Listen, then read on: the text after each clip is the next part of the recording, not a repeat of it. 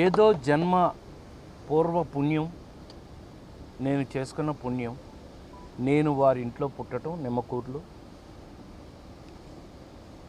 వారి దయా దాక్షిణ్యాలతో పెరగటం, ఫిల్మ్ ఇన్స్టిట్యూట్లో నన్ను జాయిన్ చేసి చదువుకోవటం, వారి ముందు ఒక ఆర్టిస్ట్గా నిలబడటం, వారిని సంతోషపెట్టడం ఏదో జన్మలో నా నా నా అదృష్టంగా భావిస్తున్నాను.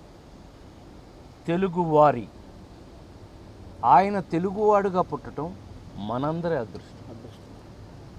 ఆయన తెలుగువాడు అవ్వటం ప్రపంచ తెలుగులో అందరికీ, తెలుగువారందరికీ కూడా ఆయన మనకి దేవుడు.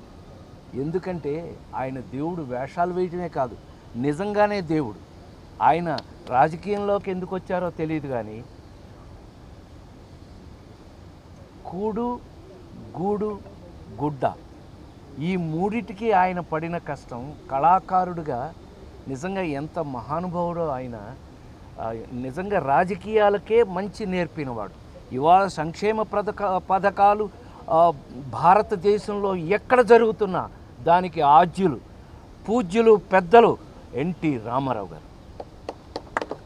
అందులో అనుమానమే లేదండి. ఇవాళ ఎవరికైనా కష్టంలో ఉన్నవాడికి భోజనం పెట్టాలి, అన్నా క్యాంటీన్ భోజనం 5 రూపాయలకు భోజనం పెట్టాలి అంటే ప్రతి మనిషికి, తోటి మనిషికి భోజనం, కూడు, గుడ్డ.